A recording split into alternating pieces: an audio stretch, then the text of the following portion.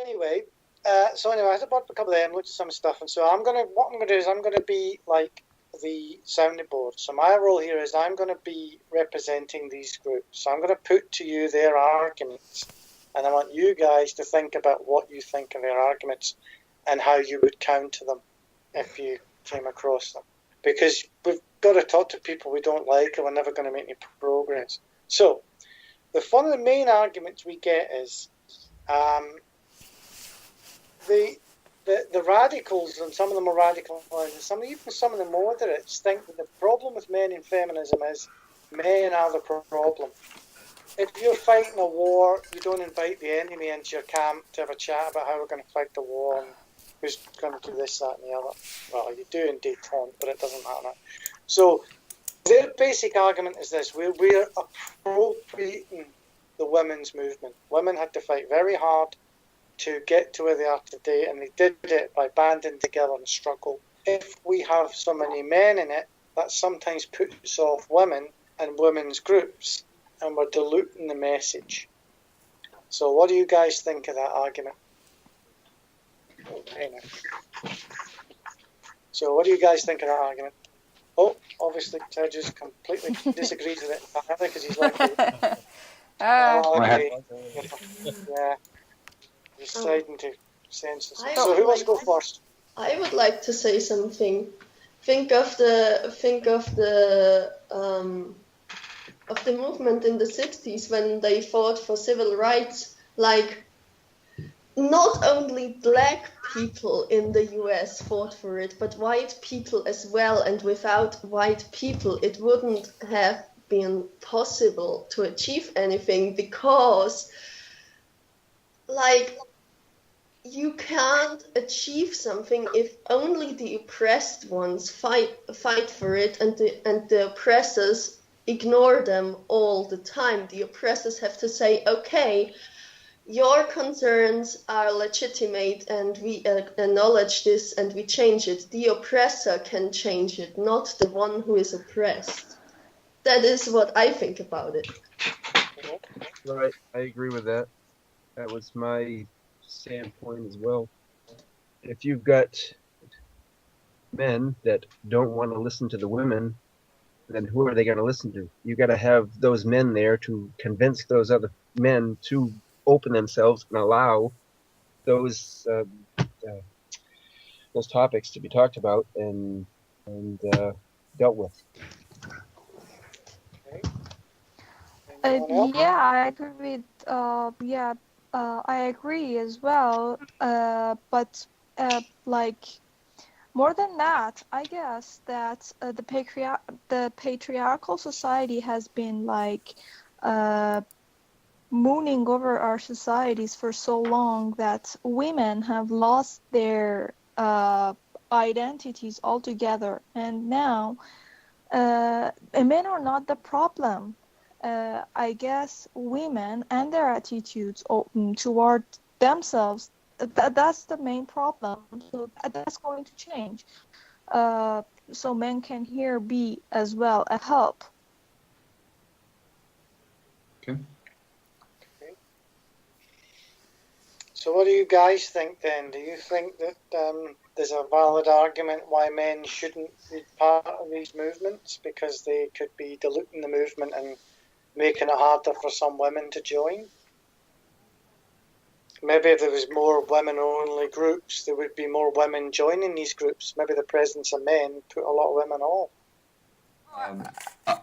I would say from my point of view, it's okay if men join to feminist groups, or if they join to feminist movements, because if it is about the both waves to the both genders to accept one another. So it is actually true that men are more patriarchy and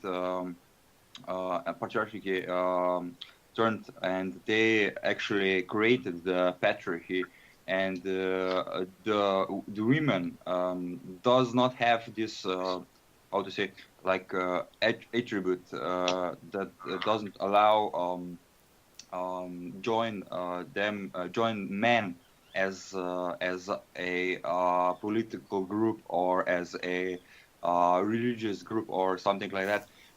So the men are actually creating all those patriarchal groups, but also they are actually deciding who will join. So it's like if some patriarchal group is created, this group has also the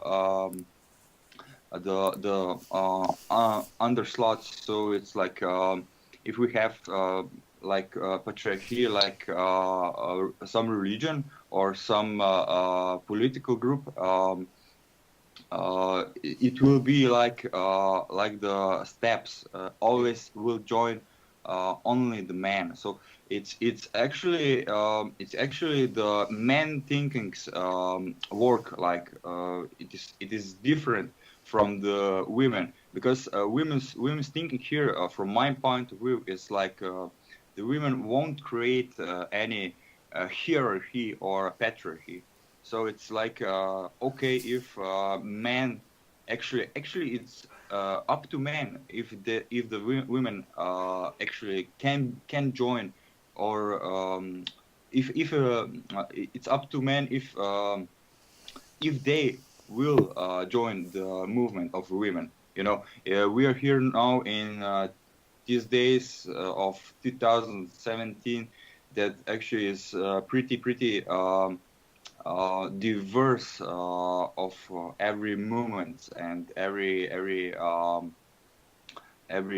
different groups, and we have like ethnicity, we have like gender biases, we have like um, kids all over the world. So it's like we have London, where is like 3.5 million of uh, only people who came to work, people who came to join and everything, and we have like a multinational city of people. So it's more important from my perspective that people are that men are trying to join the group of women, or to men try to join the feminist wave or feminist movement. It's more basic and more welcome move, or mechanism to show women that they are actually not let out. So this is my thinking about um, this one, because there are still men, those who have more to say about how women will be accepted and when. It's like it's everywhere on the world, where the society is one of the part of one of the hierarchy or something. It's everywhere where a man will decide if women will actually join. So it's like okay to me if women came together, stand together, and actually men join to this group. So it's something like that. Okay. Okay. What do you think of the argument that if men are part of these movements, they need to have defined roles better? Because a lot of the problem is that men join the feminist movement, they don't understand what it is women are struggling against. They've been given a different life, even if they're sympathetic. They've been given a very different. They live a very different life in a very different world. They don't necessarily understand the nature of the problems women face and how women have to deal with them. So would it be the argument that they may think that it'd make more sense if men's roles in these movements were better defined, so that they weren't the same as the women's, because they don't necessarily understand what it is women face. Because their argument goes that we tend to, as intersectional, see the patriarchy as this almost benign thing that is in the way of everything, but it's a part history, part sociology, but nobody's to blame for it. It's all just the world. Whereas a lot of them see it as more of a targeted. Most of the people in charge of the world are male. That's not an accident. Men hire men. So their thing is that if men want to join the movement and be part of it, they have to be part of it in a specific way. In other words, they can't take part in all the same activities the women do in terms of fighting for things because they don't really understand the problem. I mean, a good example of that is when Valerie's intersex people they did what they called allies, and they had a number of rules for the allies to follow in order to qualify. Wait, I And can they're look looking for it something. up. I have it Yeah, instantly. Wait a they, minute. they have a set of rules, and they're thinking maybe men can join the feminist movements like that because they still fear the fact that even well-intentioned men are still acting like men. They don't really know what the problem is. So, say for example, you've got a feminist lobby group, and they're going up against a political organisation. Stateside lobbies are very popular. So a lobbyist decides to lobby for a particular rule or, say, an environmental change, or let's take something like childcare. That's quite a good one. So someone's proposing changes to laws on childcare that would mean men have a bit more time to look after children than women do. But a number of men think that's a problem because they don't necessarily have kids. So you can see where, from the women's perspective, since they look after most of the kids, most of the feminist women would be, of all sections, would be for this initiative. But it's not necessarily the best interest of the men, even the sympathetic ones. So in that case, do we have a problem where the agendas of the movements don't marry? Take an option to get a better example. Say you've got eco-feminists. They want to help the environment.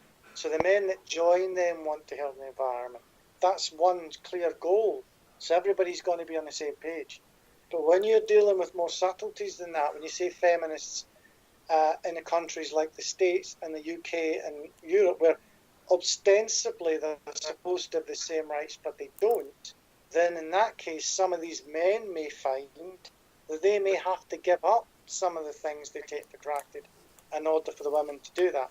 And the problem that a lot of the groups have is, do the men who are allies of the feminist movement understand that they may have to give up something if the battle's won? So if women get equality, in theory they don't believe in equality quite the same way we do. They don't think equality will work unless the balance is redressed. They want to see an artificial tilting the scales so that women and men are actually on a level plane. So in terms of law, looking after the family, money, legal aspects, owning property, you name it, they want it to be 100% level. But they don't see how that can happen without men. It makes economic sense. The argument is this. You've got a company with 5 employees, 3 men and 2 women. 2 women are making less than the men. So when the company decides to readdress that balance, it is very unlikely that it's going to increase the wages of the 2 women. They're going to want to decrease the wages of the male roles to match the lower one, because it makes more economic sense. Now then, they're saying, would male feminists, in all honesty, support that initiative the way a woman would? Because they actually stand to lose, whereas the women stand to gain. So do you guys think that, do we need some kind of way of men to, I don't know, sign a charter, have a list of things we follow? This is a trickier one, because remember, these guys... I think I have a few answers. So when we signed the statement, like, allies are an important thing, and we were thinking, well, what are our main, what do we want our allies to know? And for feminism, I think, allies of feminism must not instrumentalize feminism, as in, and we've included feminism as well, and therefore we can have this fund. You cannot say you include feminism, and you don't actually do it. You only do it pro forma, so you get some money from some company. Or as in, the best sentence I think was still that allyship manifests itself in actions, not identities, i.e. identifying as an ally is not enough to be an ally, you must act like one. As in, you can't say, oh, I'm an ally of feminism and simply say that and never do anything for feminism. So, yeah. That's the point. I mean, now, the same argument holds true. I mean, a lot of women who don't join the feminist movement for various reasons, but they're still quite happy to take any. Like a lot of women didn't march to get the vote, but they were quite happy to use it when they did get it. So that's their argument that it can't work. The other thing they tend to say is, they said to me, as it was quite a good one, they said, well, okay, our question is, who are these male feminists? Why are they doing what they're doing? Because from their point of view, remember, they see the world very much black and white. They see that as the opposition, benign in some cases, apathetic mostly, aggressive sometimes. But they do see it as the opposite side. They're the team on the other side. So their question is, who are these feminist men? Why are they stepping up to fight for the women? What is it they're doing it for? Are they doing it because they think it's going to make them look good? Are they doing it for reasons? What is their motivation behind it, and can it be trusted? Because it all goes back to the point. They don't think men understand the entirety of what women have to face. So they don't understand why they would stand with them, ostensibly against their own kind. So that's the question. Who are these feminist men? So we're lucky because we have a number of them here. So we can I'll open this one up to the guys first. So each of the guys, who are you? Why are you a feminist? Intersectional, you can qualify that there is a difference. Even the other feminists. I won't say something. I know I'm not the guy, but still. Speak with men. Complicated again. So, okay. Do you think would be not like easier for feminism and the world that men actually start listening to what women have to say? Like, for example, if they like, no, I tell about her everything what women have to say about like sex things, about that she feel not good if like some man she don't feel good with the wage gap, and they start actually listen to women about like their own oppressions, and then maybe like half of them or even 60% of the men start helping the woman with like movements, what you say before, start joining like a feminist and helping them. But being feminist is not like you cannot say I am feminist and sitting on my couch and do fucking nothing, because that is like honesty. You are feminist, it's just what you do. Sorry, you do some movement, you do some action. The main thing that feminism is not is just a secondary cause. It's not a very important cause. That's why they don't join feminism, but they are not necessary. They are not necessary. How do you say? Opposite to feminism. Yeah.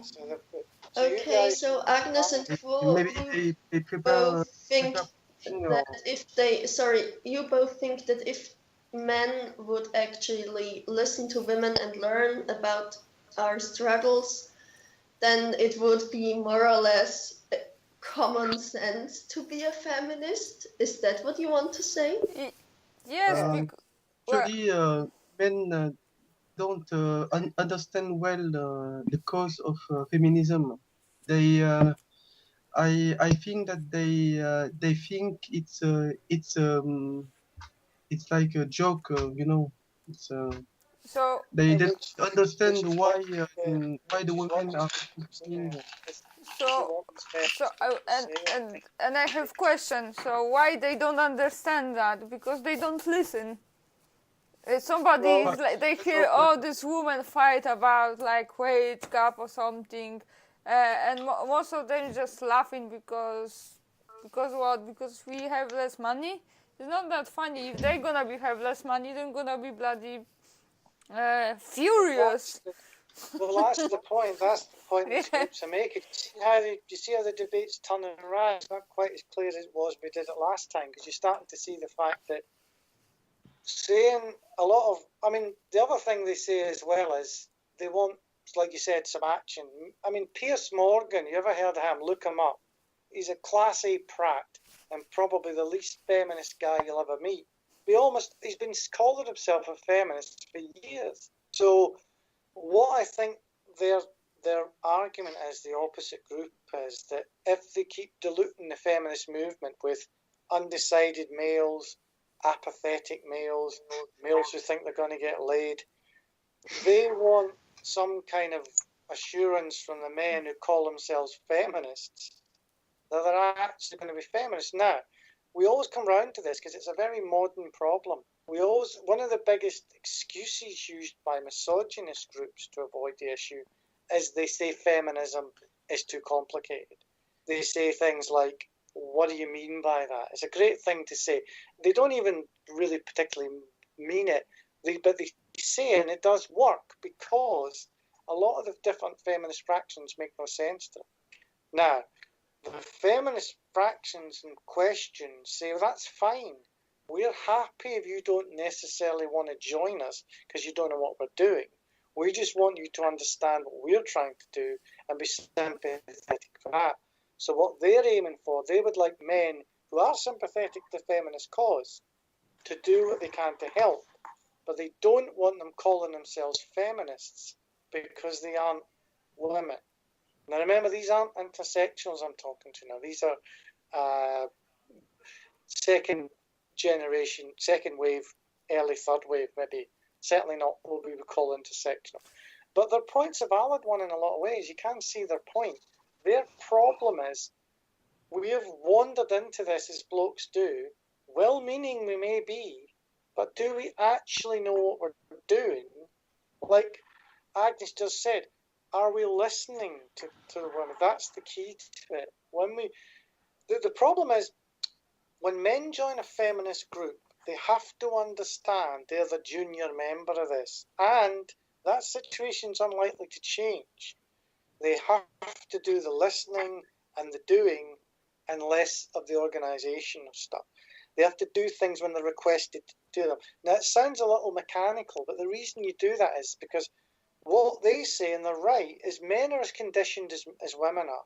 We have roles in society we're fighting against, but we all know what they are because we're conditioned to them. So we know men act as men, women act as women because we're taught how to do that.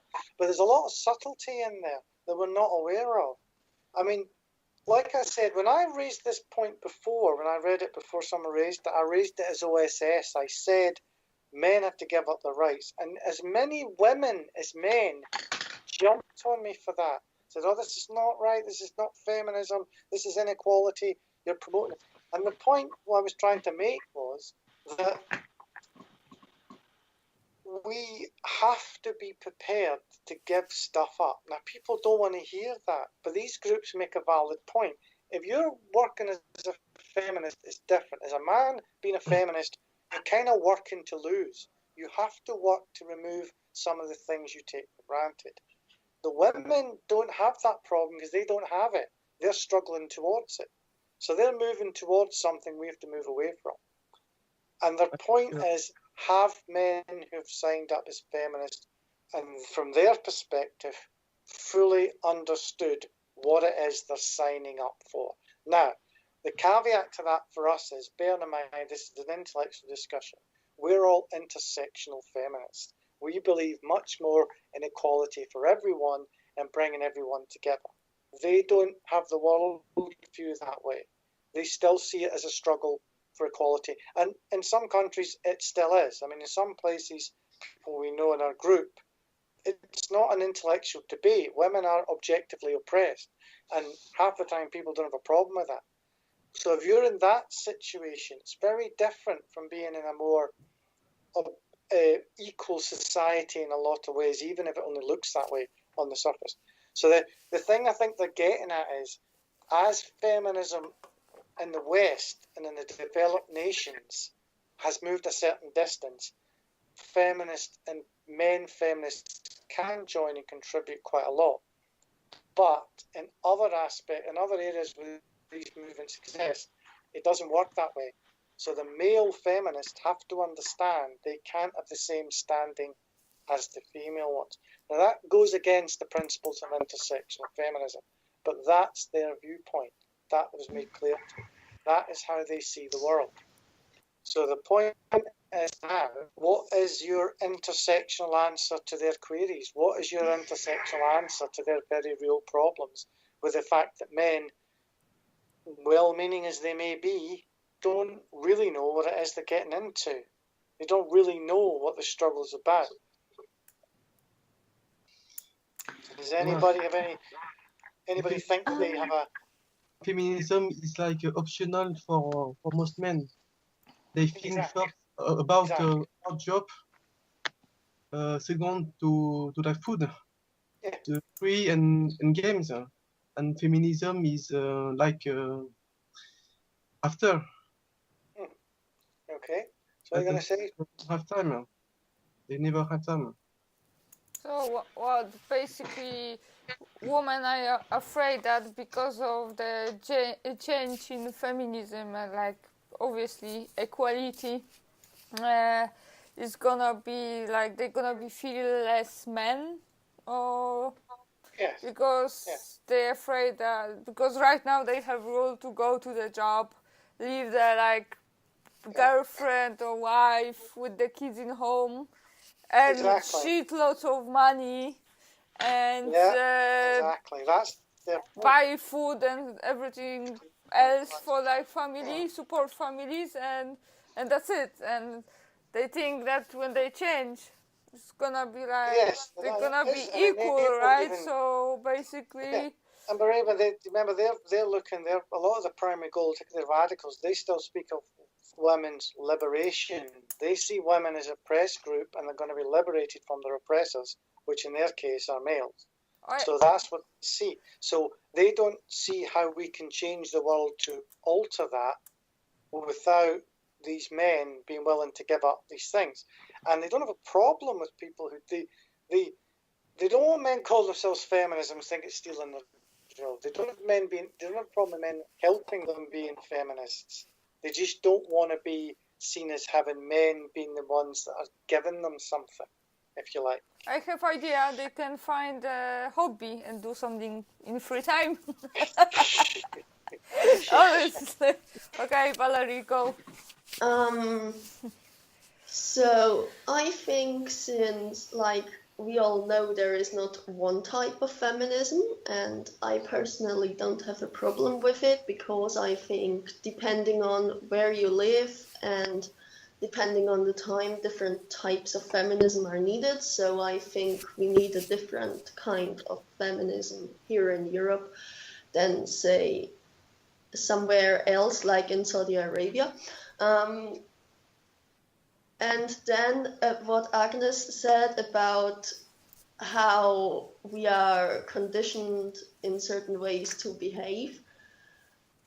In sociology we call that social facts, and the social fact is defined as something that lives outside of a person, and it's everything that contains customs and, oh, we always did it that way, we will do it now this way too. Like customs and all of that. But the thing is, if enough people decide to change it, then these social facts will change it. It's not written in stone. You can change them. It'll take a lot of time and a lot of effort, but you can change them. You see, that's their very argument. See, you're arguing in their perspective from a woman's point of view. You say you don't have a problem with the various fractions of feminism because you're on this. You may not agree with the methods, but you're all on the same journey. Whereas their argument is that men aren't. So men, when they become feminists, need to accept the fact that they are not on the same journey. Because for us as men, there's some feminist groups we simply can't go with. Because they're like you guys with TERF. They actively blame us for everything, and they don't want men getting involved at all because they think we're the opposition. So no matter I've spoken to them, no matter the bit, they wouldn't. Half of them wouldn't even talk to me in the first one. The few, the one mild ones that did, wouldn't talk to me again. Being fair, the men's rights activist groups as well, they don't think men should be feminists because they think they're betraying what men deserve according to the natural order or something. Okay, what you got? Anyone else get some contribution? Okay, what you got? Can I don't know how I might come up by saying this, but as humans, I guess that men deep down know what struggles we go through as women. As I, as a woman, can say that I kinda know what struggles a man goes through. And I do not say that to the point of empathizing with each other, but I can say that we can at least sympathize with each other. So so we have 4 men here right now. If I'm wrong, if I'm mistaken, please tell me. Yes, we have Yeah, 4. more Yeah. heroes. 4 men and 3 men. 4 men, that's right, Shayester. Yeah, That's interesting, isn't it? You got for 4 men is feminist web. So yeah. we're the exact opposite what these guys are talking about. It's for I am female last time when I checked, so Me too. Maybe get someone else to check next time.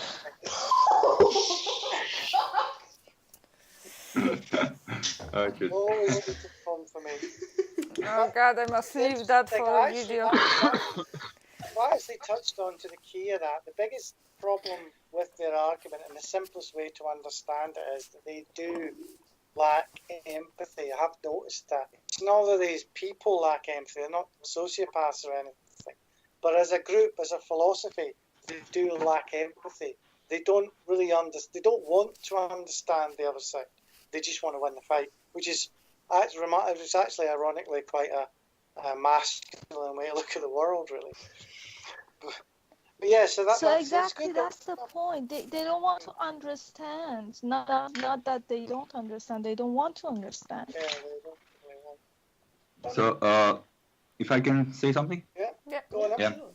So, Yeah, sure. from my theory or my perspective, I would say that there is a problem way up here. So, if we use the word feminism rather than gender equality, there we already create the difference between men and women, and this is why we have to use some word like gender equality or group name like gender equality rather than feminism. And this is why the men will be always thinking like, if I may show you this. This is all from my theory, but it's really good theory. So if we have like man attributes, optimistic view.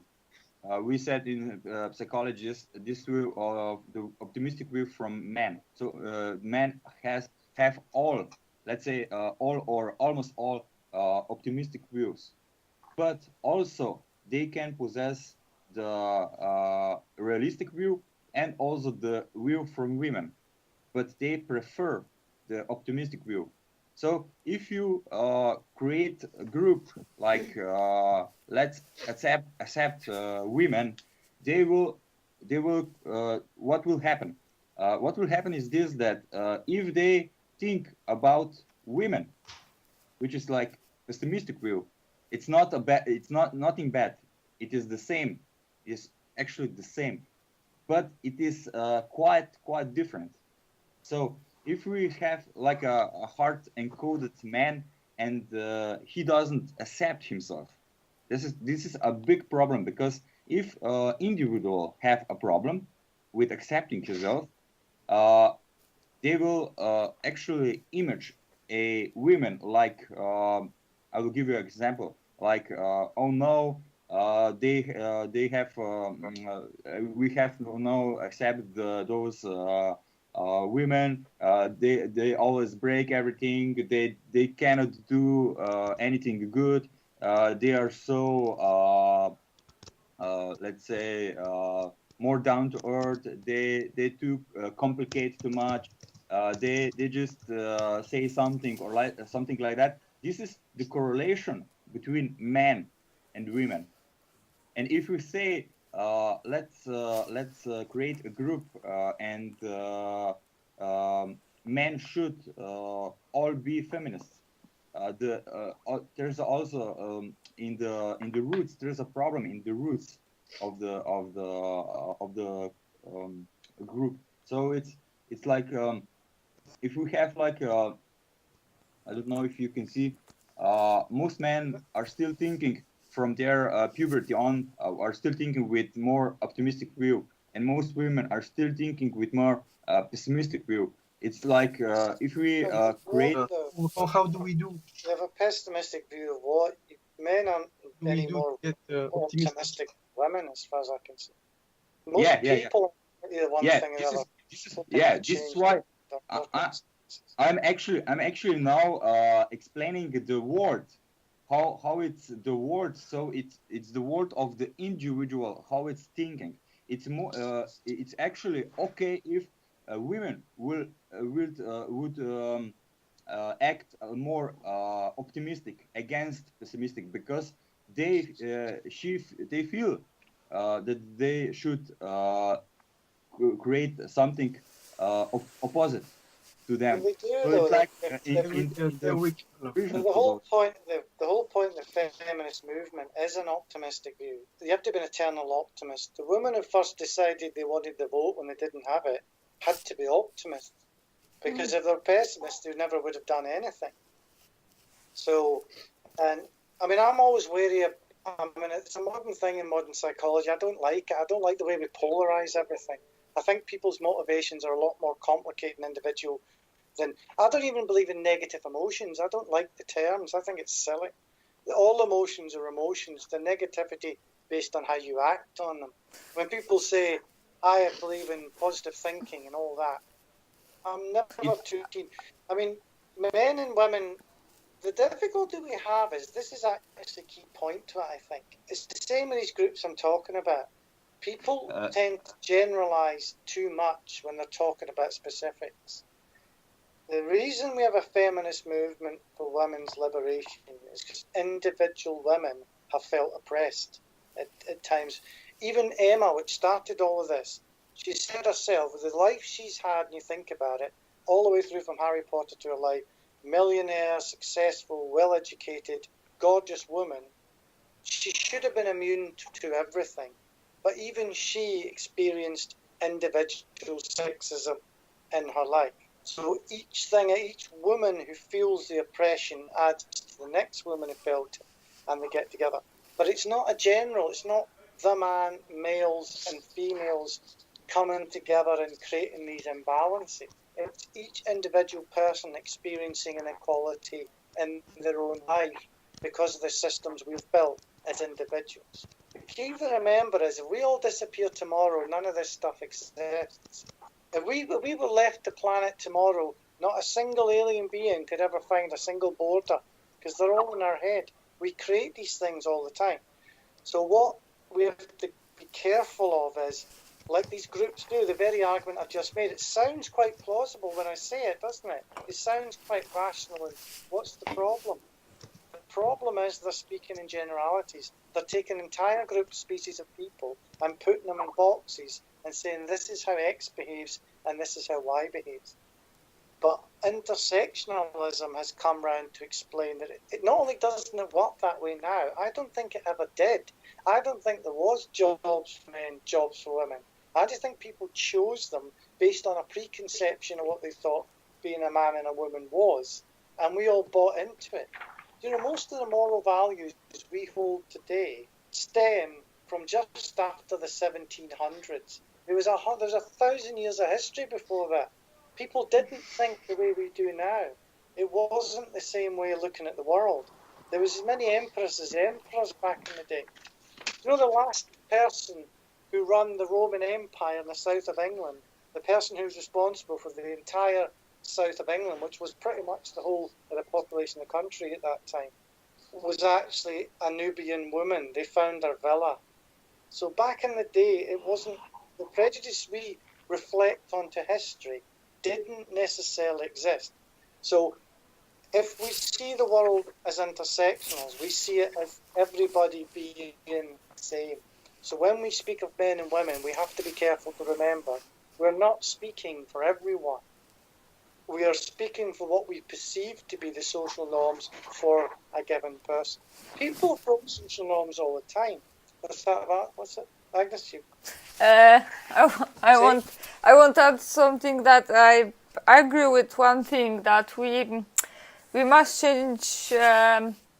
We must teach people what feminism is really means, because I think lots of people are afraid of this word still, men and women, and thinking about feminism for them is like thinking back to the first wave, and they must know that feminism is like gender equality, because it is. It's like it's seriously, it's bloody simple definition: be treated like a human being, and that's it. So it's gender equality. Yeah, but these groups don't agree. These groups don't agree, Molly. These groups don't agree. They like the word feminism because people are. Yeah, I know lots of men thinks this is not feminism is not fighting for the men's right because it's called feminism. This is the problem. This is the problem. It's called from the from the women's, because that's how that started. So because it says feminine in the word doesn't mean it's only women. Yes, that's the root of the problem. Yeah, but if you say, it is. The root of the problem is people think that's the root of the problem. That's why. Yeah. The root of the problem with feminism, people think the word feminism is the problem. Now, these groups make a good point there. They say that if we change the word tomorrow, give it 2 years, we'll be having this discussion again. Say we called it intersectionalism instead of feminism. They say that give it 3 to 5 years, we'll all be sitting here making the same discussion. People don't understand intersectionalism. People just think, rebrand it. People just think intersectionalism is just what. In other words, the word itself isn't the problem. If we could choose another one, we just rename it. The problem is that people have to accept that feminism is a mixture of things. It's a group of people who want the world to be equal, starting with the fact they want women to have the same rights as men. That's what it means. Now, we can rename it any way we like. If we don't address that problem, we're just going to keep going around in a circle, because the problem is women are not being treated the same as men. Put it this way, name a single country in the history of the world where men were allowed to do things women weren't. Like the women in Saudi Arabia just got they're just allowed to drive. It's a breakthrough. We're all very happy about it. Can I literally read something to you? I spoke with some guy on Twitter, and we was literally argue about feminism, and in the end he say that feminism not support men. So I tell him that it's like gender equality and it's like 100% support men. And he write to me, no, I'm not female or a feminist or enjoy pink. I'm a bloke who cares about my son, brothers, all men, literally dying 10 a day and counting. So basically, they is lots of men thinking that feminism is about women. If they gonna be think that it's gender equality, that gender equality they care about men as well. So if they know about this, they care the support, but with men it's gonna be always the same thing. They they never tell you that they are kind of sick or they have cancer because they feel too proud to do that. So Well, they're conditioned as women are. yeah, That's yeah. the So point they make. And these groups make that point. Unless, if people want to be feminist and men, they just want them to say up front and to say to people. Like, I've done that in OSS. I've been arguing with people in OSS. I've said, right, we're going to big, complicated arguments. Right. I want to ask you one question. Do you agree women are oppressed and should be equal to men? And if someone can't answer that question, it means that they're not feminist. They're probably not even into equal rights. They may not know that because they haven't asked themselves the question. So every man that wants to be a feminist has to ask himself the question: are you prepared to give up something in order to make the world equal? Because women have it, in some ways, I don't want to say the word advantage, but it's a bit like when you know the mountain you've got to climb, it's a lot easier to plan the climb. Somebody's asking you to say you're going to climb the mountain as well, but you might have to give up an ice axe, or you might have to go a different way because, and it just means that there's nothing wrong with that. I mean, there's no way around it, frankly. But we have to see that men accept that role, which a lot of them don't really know that's what they've been asked to do. We can't have the group's right about one thing, the radicals are right about one thing. We can't have equality without changing fundamentally at some levels. And that is going to mean men changing fundamentally because they're the ones at the top. That's just the reality of the situation. And their concern is they don't believe men declaring themselves feminism, joining their groups, is the best way for that acknowledgement, that effort to happen. So most of the more rational ones are not against allies. They understand that they're going to need men to comply in some way. They just don't believe that they're naive. I mean, they're quite radical, so they think we're naive or we've got an ulterior motive. So, I did argue the case. I don't think people's motives matter that much, to be honest. Right, we've got two more guys here, so who's going to go? We'll have, Go ahead. who wants to go first? You go first. Me. Yeah, you go first.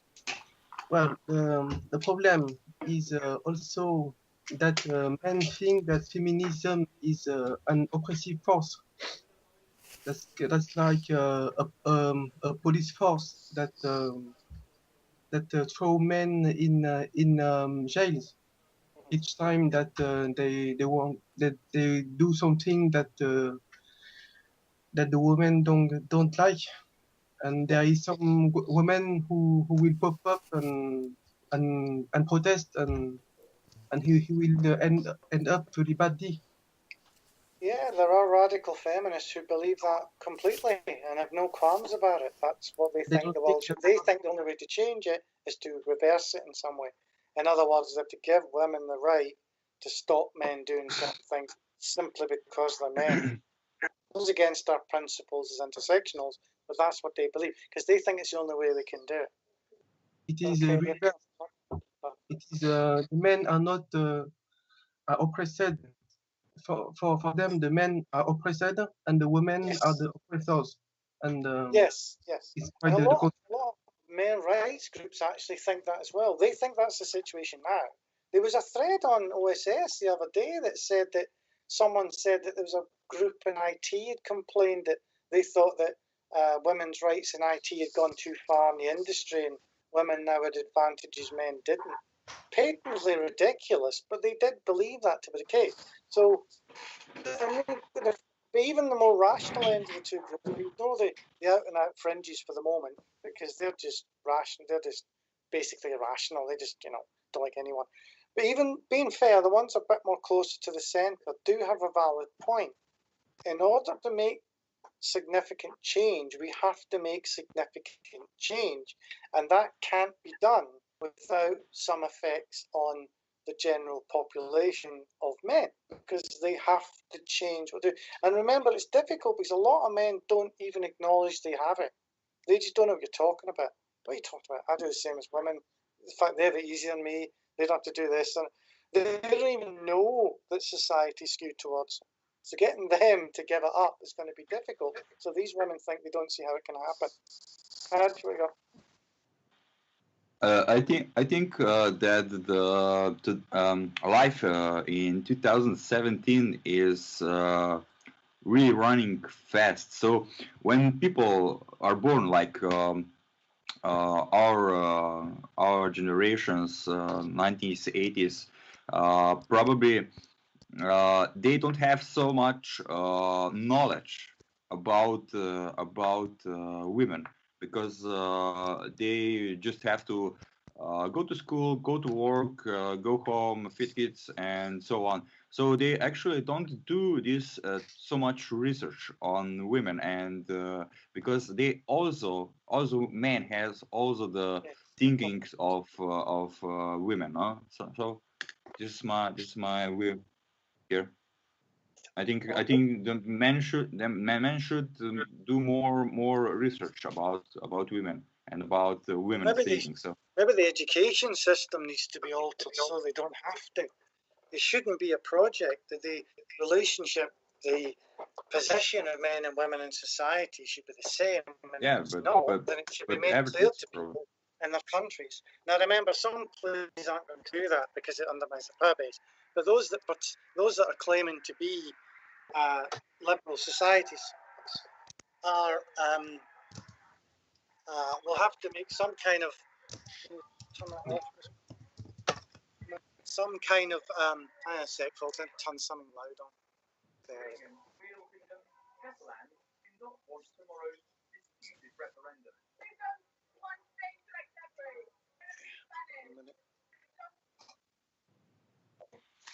Oh, thanks, Bob.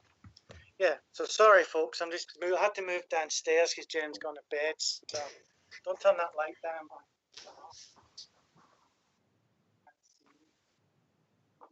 Have we seen?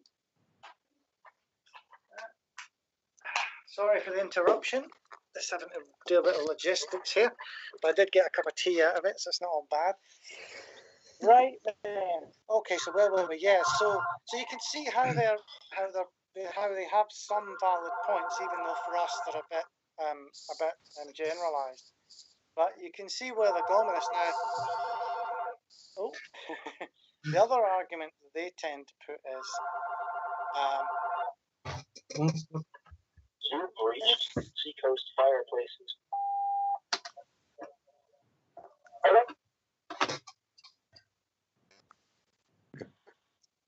So I spoke again. So they understand why men would be resistant, why men would be against it, why men wouldn't want to change the world as much as they might think. So you can see why the second thing is they're a bit distrusting of men like us in this meeting who are here. So they ask you what your motivation is. So I just said, okay. I told them honestly. I said, I'm here because I was invited by Emma Watson. She made a couple of speeches. I became interested in her, followed her. And they said, you just like this pretty girl. You're just doing that. I said, oh, that's a part of it. There's no point denying biology. That is a part of it. But in the end, it's people's actions that count. If you do the right thing, whatever reason you have for doing it, doesn't make it any less the right thing. In 100 years, if you've made the world a better place, nobody's going to care why you did it. So that's why the argument I put there. But they said, well, if men's reasons for doing it are so much more different from women's, why don't they form separate groups? There are some in OSS, something Norm or something, Nora, something like that. There's a separate group where it's men who are for women's equality, but they're not necessarily declaring themselves feminists or being part of existing feminist groups. They say that's where male feminists should be. So why should a male feminist be a feminist and not simply a member of one of these other groups, which achieve the same thing without taking the title feminist from women? So, what are you typing? Guys, stop typing when we're talking. It's rude and it disrupts the debate. So do not type online when you're talking. If anyone's typing online, we don't know what you're doing. We're not taping it, and nobody else is hearing it. So you're not school kids. Don't type when your people are talking. Yeah? Listen to what you're being told. Don't typing away there and babbling on. Okay? We can type as much as you like afterwards, but don't type during it because we can't tape what people write. We can only see what they say. So, and I'm only summarising what I can see. I'm not trolling through a lot of back chat to find out what you're saying. So that's resolved that one. So next, so what do you guys think of that? Should male feminists as such not be male feminists but form separate groups that are allied to feminism? If not, why would you not do that? Why do you want to be a feminist itself? Nice. Feminism. Hey guys. Can you repeat, please? Yeah, the feminist groups I'm talking about said that they want feminism to be for women. If men want to help them, why don't they form a separate group? There is, I can't remember the name of it. It's on OSS, but there is one, Men for Feminist Women Equality, something like that. There's an acronym in there. But the point is, these are a group of men who work to help women, like allies to feminism, but they don't call themselves feminists. They don't join feminist groups. They operate independently alongside of. And these groups say, isn't that the best place for men rather than diluting the women's movement by joining feminist groups? So what is, if that's their point, who is a counter to that? Should men simply form or join separate organisations and work with women, or should they be feminists? What's the advantage in being feminists as opposed to? And remember, you're intersectional feminists. You don't have to answer. It's not theoretical. You don't have to answer the question from their perspective. You can answer it from your own. What they think is feminist isn't necessarily what you think is feminist. What the people who are sympathizing with feminism, what we should do to make them join? Is that what do you mean? No, I'm speaking personally. I've got a counter argument I used against them, which I'll tell you later. What I'm asking you is, their view is they want feminism for women.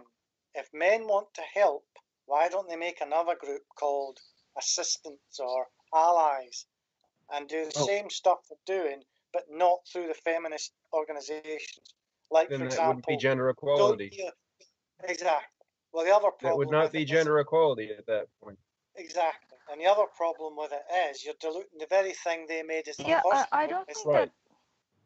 They ahead, don't want Chas. to. Yeah, the very I don't problem. think that would be like a good idea, because Allies of feminism. I would like to ask such feminists that, like, why such dichotomy if we're aiming for equality? So Yeah, why? it's a good point. And also, I said as well, their first point was about diluting resources. Why dilute the effect of your movement by having yet another separate another group group doing their own thing that has to be organised? But And- you can see what they're getting at, though. They've got a kind of a point. You've got the organization already. Why So form what, another create another one? organization Yeah, outside of it? yeah. And you've already got X amount of members in this So group. why start another one and have to go from the ground up all over again? That's redundant and ridiculous. No They have different ideology. They have different theory and everything. They can all start. There are a lot of different psychological theories that can be entirely completely made from the startup. So it's like it's okay if they start something on their own. Even I have my completely different feminism definition than any of the others of psychological theories. So it's like really hard to explain how some ideology is looking on the feminism. It's really hard. You got Valerie? You're next. I agree with Robert, and I also think, why split it into two groups if they aim for the same goal? Like, that doesn't make much sense, really. Right. Like, if you go for the same goal, then you have to get as many people together as possible. And maybe, of course, you can say, okay, we have differences, but we have shared goals, and therefore it's way better to combine the forces, because together we are stronger than True, but split up. their counter to that is it's a matter that of goes trust. back to a discussion that I started on OSS when I talked back along about one of my friends saying all this about feminists being man haters and so on and so forth, and she wanted to start the movement for men and this and that. And I'm saying to myself, you're fighting against the same thing. Why are you starting another group from the ground up when you've already got one that you can join into and add the numbers to to keep the fundamental to get the sheer numbers to keep it going? You see, it won't go. As intersectional feminists, the one difference you've got to remember is these people are operating a different principle. One thing from their point of view wrong with your argument is you're trusting everyone. They don't trust the motivations. If men's groups are on one side doing their own thing, they can pick and choose which bits of what they produce they can support and use. Yeah.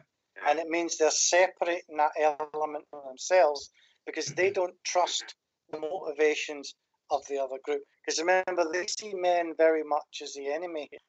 But they don't mind them helping, like a fifth column, where that's where you have fifth column is a term that refers to a group of enemy combatants who are actually working for the other side. And that's unfortunately where their aspect is going to end up failing, because if they continue to not trust the other side, then it's not going to go anywhere. Right. Exactly. It hasn't. These people's movement, these groups, the ones that have been there, they call themselves second wave feminists. They haven't achieved anything about it. They're not going to get anywhere. Years. Because, so that's the element that's missing. So the fundamental point is, also, if you want men to join and become feminists and fight for equality and make those sacrifices I mentioned earlier, you've got to trust them. You've got to make them feel that they're part of the battle. They're hardly likely to join a subgroup to give you all this energy and all this information, because self-interest is part of everything. That's part of being an individual. Anybody who operates that self-interest is suicidal. So that's the issue they have there. You have to have trust, you have to have people joining, you have to make sure they feel part, and we need a unity. Which is why feminism is moving towards intersectionalism, why other groups are coming in with similar oppression groups, and they're realizing working together they can achieve a lot more than working separately. So if they keep creating the dissension, then it's going to keep exactly. And this is the biggest problem. This is why they're stuck where they are. But you can see why they're not. They're not crazy. They may be a little untrusting, but then, and also being fair as well, all these women involved here have perfectly valid reasons for feeling that way. A lot of them as individuals have been abused. Right. A lot of them have suffered at the hands of men personally, or seen other women they know suffer that way. So they're not cracked, and they're not. Most, if you get in a bit to the centre, they're not bitter and unjustified or irrational. They're simply operating from a different model. They see the world very differently because that's the way the world treated them. And in order to address, and this is what I'm saying about addressing their concerns, we have to explain to them, yes, you're right, you do have to trust people. Unfortunately, there isn't a simpler way around this. If you don't trust people, nothing will change. Because on your own, you haven't got the power to alter anything. I mean, most male misogynistic types, like Donald Trump, for example, uses these groups as a weapon against feminism. He quotes their tweets, he looks at the people who talk to them, because they make themselves look crazy. Oh, this radical woman hates men and all that stuff. Now, they don't necessarily hate men, but a lot of them dislike them, and they've got good reason to. This is the other thing men have to accept. A lot of these radical feminists are radical feminists because of the way men in their lives treated them, not because they just decided to be horrible to men. A lot of them are, admittedly, a lot of them are lesbians, so they don't have that procreation link. They don't have that sexual attraction in order to form relationships that may have compensated for whatever happened to them. So they're totally in that space. And so it's very difficult for them to see the advantages working with men when they see men in that light. And it's not like I said, they're not nuts. They do have valid reasons for what they say. Now, in order to convince them, we have to make these arguments we're making now. We have to say to them, look, we're on the same side. It doesn't, male feminists become feminists because they want to be part of the struggle and make a contribution. It's difficult to make a contribution if you're part of some subgroup that only gets through to you through some other intermediate. It doesn't help. Nobody ever asks anybody to give money to somebody. We're in an emergency. We need money for you to help these people. Please give the money to the person 4th row down and they'll eventually get it to us. No, they ask you to give the person. And that's where we've got to get through to people. That's where we're blocked. And also, like I said, men have a lot to take on board about what it is they're trying to do. And the radicals have a clearer view of that than a lot of men do. Because they say right up, the world's imperfect. You get nothing for nothing. You will have to give up something to achieve this goal. And you have to be aware that a lot of the things that the feminist group you're part of do, you might not 100% agree with. They might stand up, like a lot of people felt, a lot of male feminists in smaller groups, when Emma made her speech about intersectional stuff she made on the MTV award, that was different from the speech she made during UN, a lot of men felt a bit alienated by that because they thought she was moving on and leaving them behind, rather as we saw it as an evolution of the argument. She's coming to similar conclusion because I was going through a similar journey. I was a lot more black and white in this argument when I first joined OSS. Most people are. For or against, most of us go into it with a viewpoint that's one colour or the other. And then if we're lucky and we learn and develop, we start to see the differences and start to see the overlap and start to see that things are a spectrum. And a lot of people weren't there yet. Emma was a bit too far ahead of them. So that's why there was some backlash from that. I mean, okay, a lot of it was right-wing bollocks, but there was a few people raised some valid points, like how many battles can you fight at once? Can we change the world all at the same time? That's the other thing the radical groups say. You guys, intersectionals, are trying to change the whole world, all the different aspects of it and facets in one big lump. You want every single inequality in the universe to click into place in the course of 10 years. And they say it can't be done. They say we have to start with one group and move on. We got Val? What I would like to say about this is, like, I get their concern that we cannot change everything at once for different reasons, but I think it's very important to never tell others, okay, we first have to tackle gender and then race and then this, because like black feminism says for them to change the race dynamics is more important because they feel more oppressed by it than their gender, because they have a different experience. And so I think it's a very bad idea to say, okay, we first have to do this and then this and then this. Actually, it's impossible. It won't work that way. It wouldn't work anyway, because as you change one thing, the other thing is in balance. It's like if you're juggling balls, you can't concentrate on catching one and then move to the next. You've got to make sure you're putting one in the air as you're catching the other. So the issue is we have to address everything at once, because most of the causes of inequality are actually the same. And they are connected, which is like the definition of intersectionality, that there are, like, it is intersecting. There are different reasons and they all like play into one another. Like, you cannot look at all the different oppressions singularly. You have to look at them at once, because they all weaken and strengthen each other accordingly. Well, the behaviour is the same. You've noticed, if you took an oppressed group, say you took people during the Second World War, the Jews were oppressed by the Nazis, and you took the wording and you took how they did it and what they did, and you lifted it out and you put it against another oppressed group, you pretty much get a match, because oppression is not very original.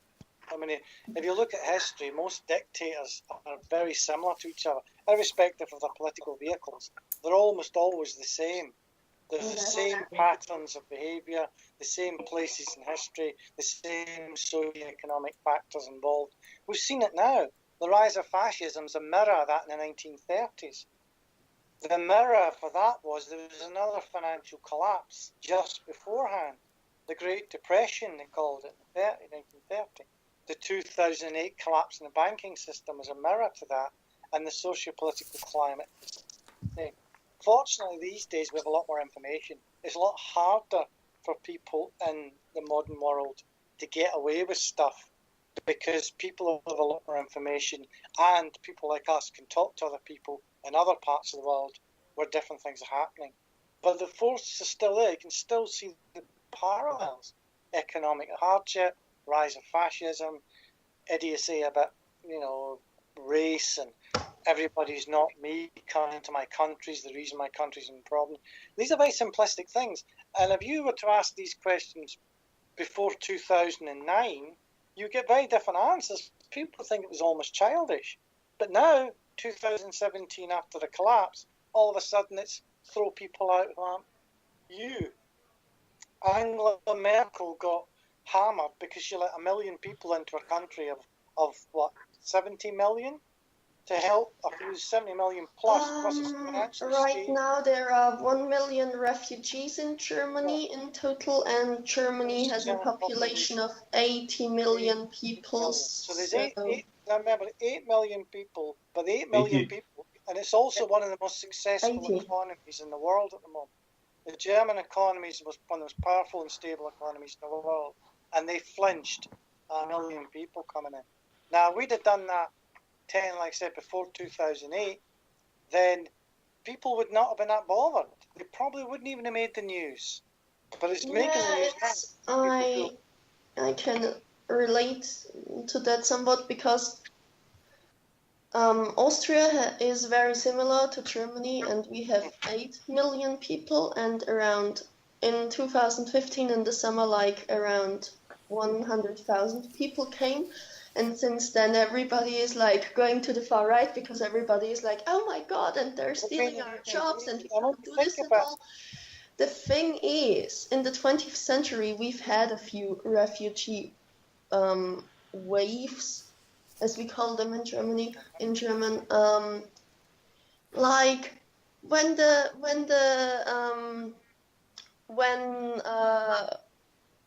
in 1968 they were attacked, there were these attacks in the Czech Republic.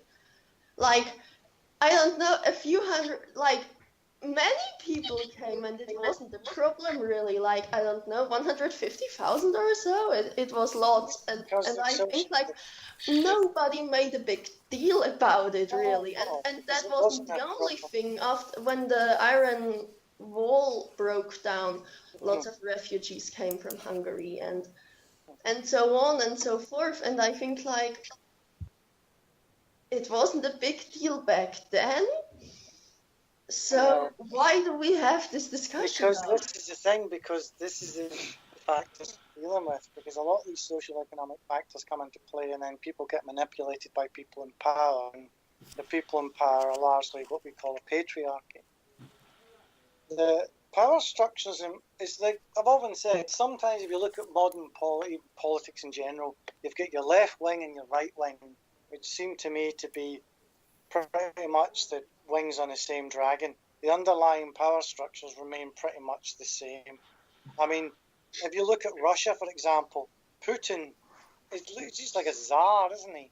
You know, there's not a lot. They got rid of one dictator and they got a new one. So the factors involved, so there's a lot of things. But in order to break those, that's the key to it. That's why you have to intersectionalism. That's the key. If we could achieve equality, even for women, even in increasing it, that gets into the way people think, and it can break that cycle. Like I always quote Cornwall. Cornwall voted almost exclusively for Brexit. Cornwall was receiving £80 million a year in subsidies from the EU every year into their tiny little coffers, and they had a population of 0.001 something percent of immigrants, which amounted to nearly, like, I don't know, 600 people in the whole of the county.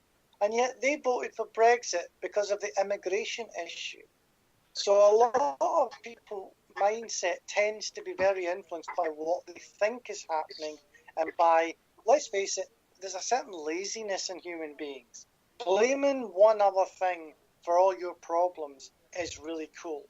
If you think X is the reason I've got all my problems, I solve X, it's all good. You know, it's lazy, but people like that. People look for one person to swoop in and solve all the problems. If I elect this guy, the sun's going to shine. It doesn't work that way, and yet we don't. But that's why groups like feminism and movements like equality movements that involve all sorts of people with all sorts of reasons, but the only thing they know for sure is if we work together, sometimes losing could be better than winning if it came down to it. We're better off losing together than winning apart, because if we won apart, we just start the whole thing all over again.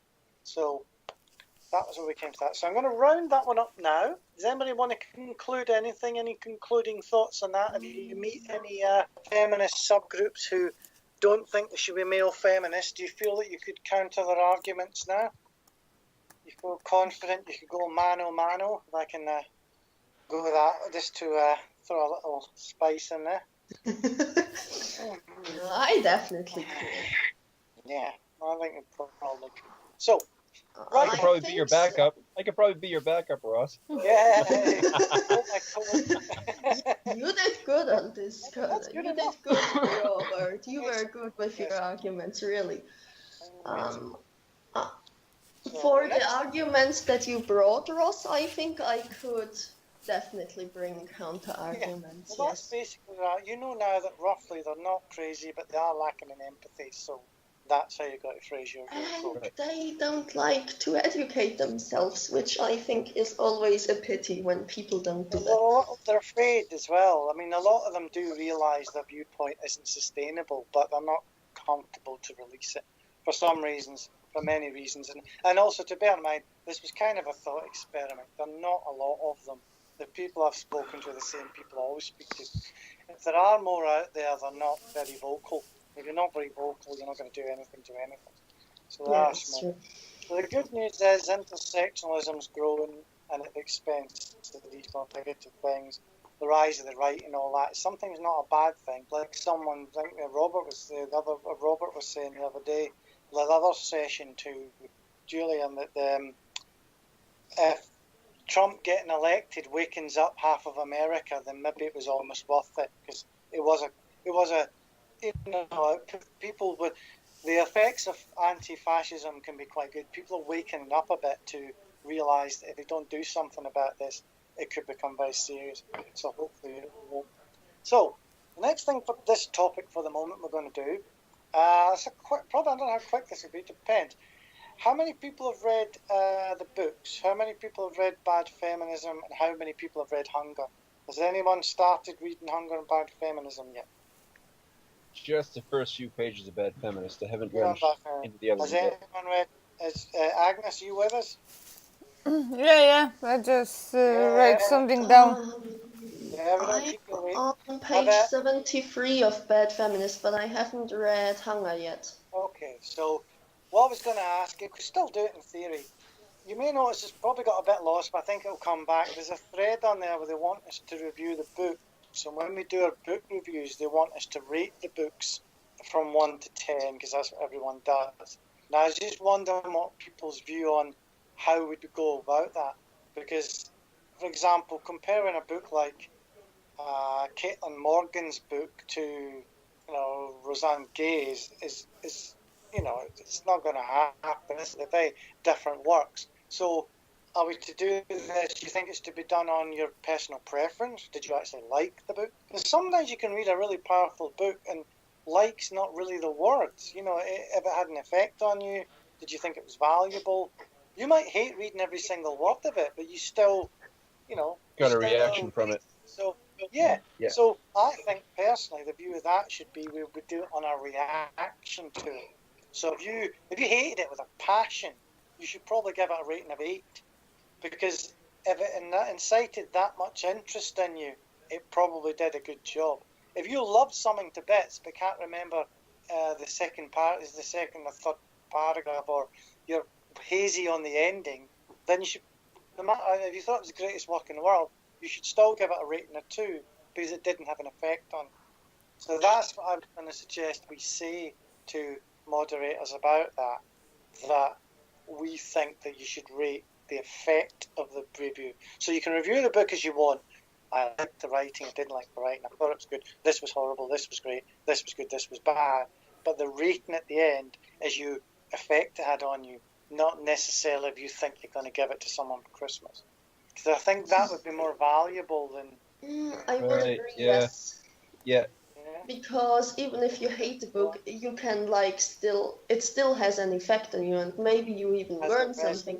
You can hate it because you learn something you don't like. So I mean, The Hunger, I've actually read The Hunger, and I thought I knew it was about. I thought it was going to be done. We've read like Half the Sky and books like that, so we knew pretty much begun. When I read it, and it really, really surprised me. It had an effect on me I didn't actually think it would.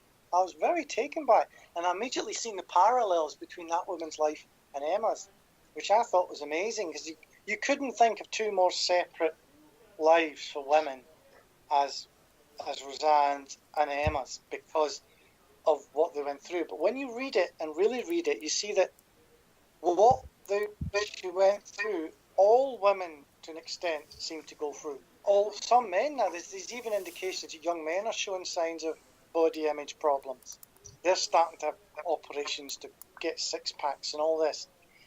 And that is a very human thing for people. How people react between Emma and Roseanne is polar opposites. It's very different depending on what happens to them. But they're both, in a sense, tied in. Ironically enough, one of the best books that patched the two women together was The Beauty Myth. Ironic enough. Now, The Beauty Myth, I actually liked it. I went into it thinking, I'm going to hate this. It's out of date. It will be a load of old rubbish. The author's dubious at best. She's not what I would call an intersectional feminist. Being fair, she doesn't claim to be. And yet, I thought that was a very influential book as well. So I did like The Beauty Myth for that, because relationship. And I liked The Beauty Myth better after I read Hunger, which is weird. So normally I make decisions in microseconds, but I'm actually thinking about what question to ask the author, because I really don't know how to... I don't want to come across as glib. I don't want to ask something soon. When you read The Hunger, you'll understand what I mean. It's not an intellectual book. It's not a book of ideas. It's not a book of what to do next, what not to do next. This is my life, don't do it. This is my life, do it. It's much more about the actual experience of being a person and going through something. And the questions you have to ask were probably going to be personal ones. And So and it's you don't want to hurt her. Yeah, so that's what I was looking for. I would describe this as a very personal book, which makes it very difficult to be objective about and ask questions. Because I think it's one that I was surprised of all the books we've read and some of the horror stories Emma's put us through. I would say this one affected me most, not because just of the horror aspects of it, because I don't really have a frame of reference to relate to that other than, you know, how horrible it is and how much damage it does to women. Which again, I learned more about because I thought I knew that, but I didn't. So it's very, very, it's a very, I think Emma's going to have a tough time with this interview. I really do. I think it's going to bring up things for her too. I think any woman interviewed, if I was being totally honest, I would probably get a guy to do the interview, but we'll go into that another time. So you guys have that. So right, so like then we had quite a session. Well, that was a nice quick one. I thought it would be. Right. So what about free form? What do you guys want to talk about now? What's on your mind? What do you think about? I've seen Beauty and the Beast, so I think the world's a wonderful place at the moment. I'm feeling very. I'm on Badger's optimistic scale. Don't you think we could,